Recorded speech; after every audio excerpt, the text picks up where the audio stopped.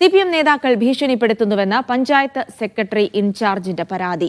മുൻ MLA KC Rajagopalan ഫോണിലൂടെ ഭീഷണിപ്പെടുത്തിയെന്ന് ചൂണ്ടിക്കാട്ടി പത്തനംതിട്ട മെഴുവേലി പഞ്ചായത്തിലെ ഹെഡ് ക്ലർക്ക് പോലീസിൽ പരാതി നൽകി. കൈയും കാലും തല്ലി ഓടിക്കുമെന്ന് ഭീഷണിപ്പെടുത്തിയെന്ന് ഷാജി എസ് പറഞ്ഞു. പഞ്ചായത്തിലെ തൊഴിലുറപ്പ് പദ്ധതിയുമായി ബന്ധപ്പെട്ട വിവരാവകാശ അപേക്ഷ വന്നതിന് പിന്നാലെയാണ് ഭീഷണി തുടങ്ങിയതെന്ന് ഷാജി എസ് പറഞ്ഞു. മെഴുവേലി പഞ്ചായത്ത് സെക്രട്ടറി ഇൻചാർജ് ആയിട്ടുള്ള ഷാജി എസ് ആണ് മീഡിയ വൺ വാർത്താ സംഘത്തിനൊപ്പമുള്ളത്. CPM നേതാക്കളുടെ ഭീഷണി മൂലം ജോലി ചെയ്യാൻ കഴിയുന്നില്ല, സുരക്ഷിതമായി ജീവിക്കാൻ കഴിയുന്നില്ല എന്ന പരാതിയുമായി ഇദ്ദേഹം പോലീസിനെ സമീപിച്ചിരുന്നു. എന്താണ് ഈ പരാതി കൊടുക്കാനുണ്ടായ സാഹചര്യമെന്ന് നമുക്ക് ചോദിച്ചറിയാം. എന്തായിരുന്നു ശരിക്കും ഈ CPM നേതാക്കൾ ഭീഷണിപ്പെടുത്താനുണ്ടായ ഒരു സാഹചര്യം?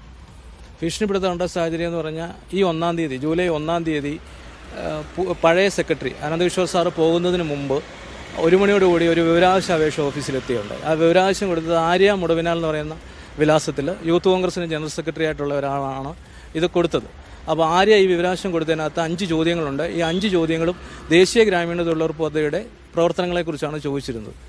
അപ്പം ഈ ദേശീയ ഗ്രാമീണ തൊഴിലുറപ്പ് പദ്ധതിയുടെ പ്രവർത്തനങ്ങളെക്കുറിച്ച് ചോദിച്ച ചോദ്യങ്ങൾ അവിടുത്തെ NRGSലെ ജീവനക്കാർക്ക് ഇഷ്ടപ്പെടാത്തത് കൊണ്ടായിരിക്കാം NRGSലെ ഓവർസിയറും അവിടുത്തെ പാർട്ടിയുടെ നേതാവുമായിട്ടുള്ള മഹേഷ് എന്ന് പറയുന്ന ആൾ 3 മണിയോടുകൂടി എൻ്റെ ക്യാബിനിലേക്ക് കയറി വരികയും അതിനുശേഷം എന്നോട് നീയാണ് ഈ വിവരാവകാശം കൊടുത്തത്, നീ അല്ലാതെ വേറെ ആർക്കും ഇതുപോലുള്ള ഒരെണ്ണം തയ്യാറാക്കാൻ കഴിയില്ല, കോൺഗ്രസ്സുകാർക്ക് വേണ്ടി പാർട്ടി പണി ചെയ്യുകയാണ്, ആരെങ്കിലും ഒരു വിവരാവകാശത്തിന് ഒരു കാര്യം ചോദിച്ചു കഴിഞ്ഞാൽ അവർക്ക് അപേക്ഷ എങ്ങനെ എഴുതണമെന്ന് പറഞ്ഞു കൊടുക്കുന്നത് നിൻ്റെ ജോലിയാണോ, അവർക്ക് അവരെ അപേക്ഷിക്കാൻ വരുന്നുണ്ടെ അവരെ എങ്ങനെയെങ്കിലും നിരുത്സാഹപ്പെടുത്തി വിടണ്ടായോ, ഇത്തരം ഞങ്ങളുടെ കാര്യങ്ങളൊക്കെ പുറത്തു പോയി കഴിഞ്ഞാൽ ഞങ്ങൾക്ക് പിന്നെ നിലനിൽപ്പുണ്ടോ, അത്തരത്തിൽ പറയുകയും ഇത്തരത്തിൽ വിവരാവകാശം വന്ന് ആളിനെ കൊണ്ട് പിൻവലിപ്പിച്ചില്ലെങ്കിൽ എൻ്റെ കൈയും കാലും തല്ലി ഓടിക്കുമെന്നും എന്നെ കൊലപ്പെടുത്തുമെന്നൊക്കെ മഹേഷ് ഭീഷണിപ്പെടുത്തി. ഈ സാറിൻ്റെ അറിവിൽ ഏതെങ്കിലും തരത്തിൽ അഴിമതി ഈ തൊഴിലുറപ്പ് പദ്ധതിയുമായി ബന്ധപ്പെട്ട് നടന്നിട്ടുണ്ടോ?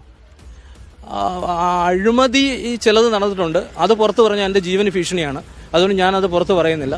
അല്ലാതെ കെടുകാര്യസ്ഥ ധാരാളം NRGSുമായിട്ട് ബന്ധപ്പെട്ട് അവിടെ നടന്നിട്ടുണ്ട്. എന്നുവെച്ചാൽ ആളുകൾക്ക് സമയത്തിന് വേതനം കൊടുക്കാതെ ഫൈൻ ചുമത്തിയ ഏക തദ്ദേശ സ്ഥാപനം കേരളത്തിൽ മെഴുവേലിയാണ്. മറ്റൊരു കാര്യം, ഈ മുൻ MLA സാറിനെ വിളിച്ച് ഭീഷണിപ്പെടുത്തിയെന്ന് പരാതിയിൽ പറയുന്നു. അതെന്താണ് അതിൻ്റെ വിശദാംശങ്ങൾ? ഈ മഹേഷ് എന്ന് പറയുന്ന ആൾ അവിടുത്തെ പാർട്ടിയുടെ ആളായതുകൊണ്ടായിരിക്കാം മഹേഷ് പറഞ്ഞിട്ട് മുൻ MLA എന്നെ വിളിച്ച് ഭീഷണിപ്പെടുത്തിയത്. അല്ലാതെ ഈ വിഷയം അദ്ദേഹം അറിയാൻ വഴിയൊന്നുമില്ല. മഹേഷ് പറഞ്ഞിട്ടായിരിക്കും അദ്ദേഹം ചെയ്തത്. MLA എന്താണ് പറഞ്ഞത് സാറിനെ വിളിച്ച്? MLA പറഞ്ഞത് ഇത് മെഴുവേലിയാണ്, ഇവിടെ ഇരുന്ന് ഇത് ഞാൻ പറയുന്നതനുസരിച്ച് ജോലി ചെയ്തോണം, ഇവിടെ ഇരുന്ന് പാട്ട് കളിക്കാൻ സമ്മതിക്കത്തില്ല, അങ്ങനെയാണെങ്കിൽ നീ ജീവനോടെ വീട്ടിൽ തിരിച്ചു പോകത്തില്ല, എന്നെ തല്ലും കൊല്ലും എന്ന രീതിയിലാണ് പറഞ്ഞത്.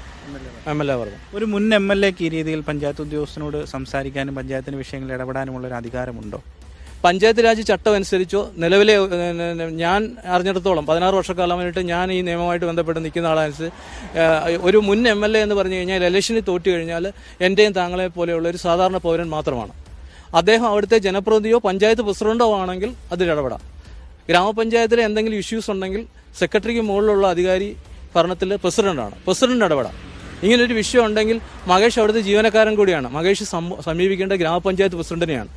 പ്രസിഡന്റിനെ സമീപിക്കാതെ മഹേഷ് ഇത്തരം കാര്യങ്ങൾ പുറത്തു പറഞ്ഞെങ്കിൽ കേരള പഞ്ചായത്ത് രാജ് ആക്ട് സെക്ഷൻ 156 6-ാം വകുപ്പ് B പ്രകാരം മഹേഷിനെതിരെ പ്രസിഡന്റ് നടപടിയെടുക്കേണ്ടതാണ്.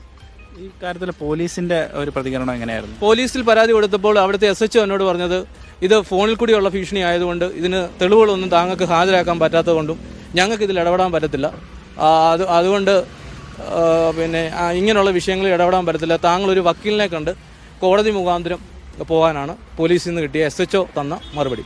അതിനുശേഷം പോലീസ് സ്റ്റേഷനിൽ നിന്ന് ഈ മറുപടി പറയുന്നതോടൊപ്പം പോലീസ് സ്റ്റേഷനിൽ ഫോൺ വിളിച്ചിട്ട് എന്നോട് പറഞ്ഞതെന്ന് പറഞ്ഞു കഴിഞ്ഞാൽ ഇനി ഇതുമായിട്ട് ബന്ധപ്പെട്ട് താങ്കൾക്ക് എന്തെങ്കിലും വിഷയമുണ്ടെങ്കിൽ ഞങ്ങളെ വിളിച്ചാൽ മതി, ഉടനെ ഞങ്ങൾ ഓഫീസിൽ വന്നിട്ട് പ്രശ്നം പരിഹരിച്ചോളാം എന്നാണ് പറഞ്ഞത്. അതിനുശേഷം തൊട്ടടുത്ത ദിവസം അവിടുത്തെ വാർഡ് മെമ്പറും LC സെക്രട്ടറിയോടുള്ള V വിനോദ് എന്ന് പറയുന്ന ആളും മഹേഷും കൂടെ ഓഫീസിൽ വന്ന് വീണ്ടും ഭീഷണിപ്പെടുത്തുകയും KCRും മഹേഷും പറയുന്നതിനേക്കാൾ മോശമായിട്ട് ഈ വിനോദ് എന്ന് പറയുന്ന ആൾ പെരുമാറി. ഈ വിനോദ് എന്ന് പറയുന്ന മെമ്പർ എന്ന് പറയുന്നത് ഒരു അധ്യാപകൻ കൂടിയായിരുന്നു, ശ്രീബുദ്ധയിലൊക്കെ പഠിപ്പിച്ചിട്ടുള്ളതാണ്. അദ്ദേഹം ഒരു പോസ്റ്റ് ഗ്രാജുവേഷനുള്ള ഒരു വ്യക്തിയാണ്. എന്നാൽ അദ്ദേഹത്തിൻ്റെ സംസാരത്തിൽ പള്ളിക്കൂടത്തിൽ വാതിൽ കണ്ടിട്ടുള്ള ഒരു വ്യക്തിയാണെന്ന് തോന്നാത്ത രീതിയിലുള്ള നികൃഷ്ടമായ വർത്തമാനമാണ് പറഞ്ഞത്. അത് കഴിഞ്ഞിട്ട് തൊട്ടടുത്ത ദിവസമായിട്ട് ഇന്നലെ ഉണ്ടായ സംഭവം എന്ന് പറഞ്ഞ് എന്നെ അപകീർത്തിപ്പെടുത്തുന്ന രീതിയിൽ പഞ്ചായത്തിന് ചുറ്റും പോസ്റ്റർ പതിച്ചു. അതുപോലെ തന്നെ എന്നെ അപകീർത്തിപ്പെടുത്തിക്കൊണ്ട് ഒരു ബ്ലോക്ക് പഞ്ചായത്ത് മെമ്പർ ഫേസ്ബുക്കിൽ പോസ്റ്റ് ഇട്ടു. ഇനി ഏത് രീതിയിൽ മുന്നോട്ട് പോകാനാണ് സാറിന്റെ തീരുമാനം? നിയമപരമായിട്ട് തന്നെ മുന്നോട്ട് പോകാനാണ് തീരുമാനം. അതിന് നിങ്ങളുടെ സപ്പോർട്ട് വേണം. പഞ്ചായത്ത് സെക്രട്ടറി ഇൻചാർജ് ആയിട്ടുള്ള ഒരു ഉദ്യോഗസ്ഥന്റെ പരാതിയിൽ പോലും വേണ്ട നടപടി സ്വീകരിക്കാൻ ഇതുവരെ പോലീസ് തയ്യാറായിട്ടില്ല. വീണ്ടും തുടർ നിയമ നടപടികളുമായി മുന്നോട്ട് പോകാനാണ് ഷാജി സാറിന്റെ നീക്കം. പൂങ്കാവിൽ നിന്നും നന്ദുഷ എസ്, മീഡിയ 1 പത്തനംതിട്ട.